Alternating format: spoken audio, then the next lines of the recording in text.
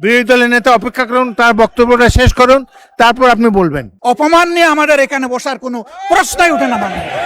স্পিকারের কথা বলার সময় যে জোশটা আপনারা দেখাচ্ছেন, এটা সংসদ পরিপন্থী কাজ। সংসদের রীতিনীতি মেনে কার্যক্রম পরিচালনা করতে হবে।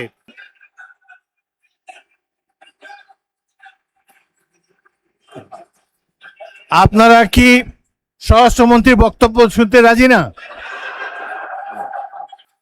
আপনাদের কাছ থেকে আমি সহযোগিতা কামনা করছি।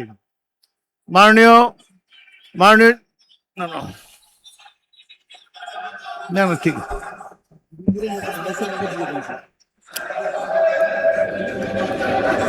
আপনার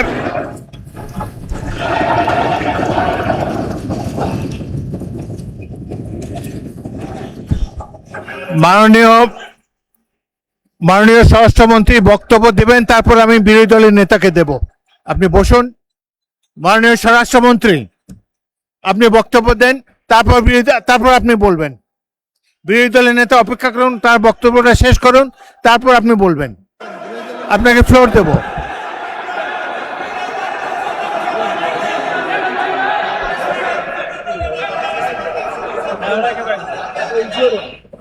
মাননীয় সদস্যবৃন্দ, প্রশ্ন উত্তরের সময় একজন মন্ত্রীকে যদি উত্তর দিতেই আপনারা না দেন, উত্তর উনি দিন, তারপরে যদি উত্তর পছন্দ না হয় আমি বিরোধী দলের নেতাকে মাইক দেব।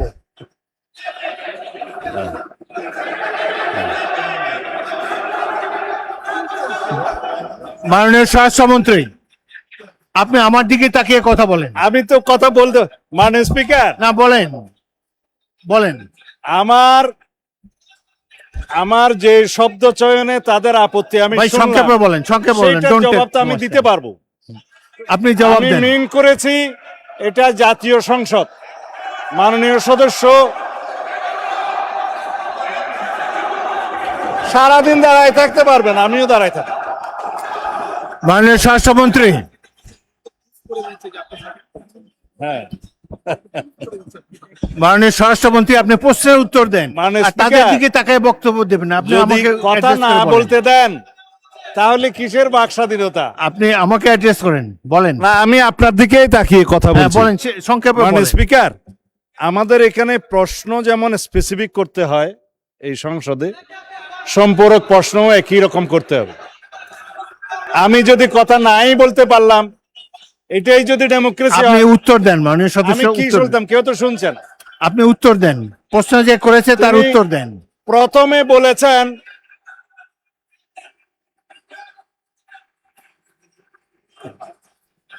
আপনারা কি স্বরাষ্ট্রমন্ত্রীর বক্তব্য শুনতে রাজি না? স্বরাষ্ট্রমন্ত্রীর বক্তব্যের পর আমি বিরোধী দলের নেতাকে দেব। কোথায় চিন্তায় হয়েছে বলতে হবে। মাননীয় সদস্যবৃন্দ, আপনারা 2 মিনিট ধৈর্য ধরে অপেক্ষা করুন। আসমানের উপর কথা দিতে হবে না। মাননীয় স্বরাষ্ট্রমন্ত্রী, আপনি জবাব দেন। মাননীয় স্পিকার, নূতন কোথায় বিরোধী দলীয় কোন এমপির মামলায় আসামি গ্রেপ্তার হয় না সেটা স্পেসিফিক প্রশ্ন দরকার। বলেন, তারপর বলেন। এবং কোথায় চিন্তাই হয়েছে আসামি গ্রেপ্তার হয় নাই সেটার স্পেসিফিক বর্ণনা দরকার। শুধু হাওয়াই ভাবে যদি বলা হয়, আমভাবে যদি বলা হয় যে এই সমস্ত হচ্ছে, প্রতিকার কি? বিরোধী দল এমপির উপর হামলা হচ্ছে, প্রতিকার কি? স্পেসিফিক কোশ্চেন করতে হবে। সেই জন্য বলছি এটা মহান জাতীয় সংসদ, বাইরের বক্তৃতা এখানে চলে না। ওকে, ধন্যবাদ। স্পেসিফিক প্রশ্ন করতে হবে, ধন্যবাদ মাননীয় specific স্বরাষ্ট্রমন্ত্রী। উত্তর দিতে হবে। মাননীয় That was my intention. Enough. Thank মাননীয় বিরোধী দলের নেতা,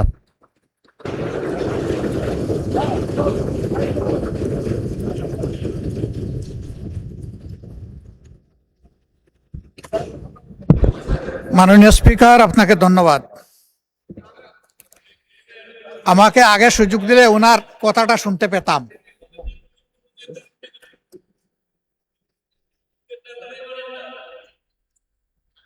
বক্তব্য কি আপনি দিবেন না আমি দেব? মাননীয় স্পিকার, এটা অশোভন, এটা অশোভন। আমার বক্তব্যের সময় যদি এইভাবে কমেন্টস করা হয় তাহলে আমার এখানে দাঁড়ানোর প্রয়োজন নেই। বলেন। মাননীয় বিরোধী দলের নেতা বলুন, আপনার বক্তব্য বলুন। আপনি মাননীয় স্পিকার, আমি সম্মানিত সংসদ সদস্য এবং স্বরাষ্ট্রমন্ত্রীর প্রতি সম্মান রেখে বলতে চাই, আজকে নতুন করে তিনি এই শব্দগুলো উচ্চারণ করেন নাই। সংসদ অধিবেশন যেদিন থেকে বসা শুরু হয়েছে সেদিন থেকেই তিনি তুচ্ছ তাচ্ছিল্য করে সবাইকে বক্তব্য উনি নিজেকে কি মনে করেন আমি বুঝতে পারি না। এমনকি তিনি সেই দুঃসাহস এখানে দাঁড়িয়ে তিনি দেখিয়েছেন, তিনি বলেছেন যে এই সংসদে তিনি শিক্ষকের ভূমিকা পালন করবেন। আমরা তার ছাত্র হওয়ার জন্য এখানে আসি নাই মাননীয় স্পিকার। শিক্ষকতা করতে হলে তিনি একটা ইউনিভার্সিটি খুলুন, ওখানে যার পছন্দ গিয়ে ভর্তি হবে, ওনার লেকচার শুনবে। আজকে একই বক্তব্যে দুইবার উনি অ্যাটাক করে ফেললেন। আমার সঙ্গীরা তো মনে করে, আমি নিজেও মনে করি যে এইটা কালচারাল না, এইটা পার্লামেন্টারিয়ান ফেসিজম,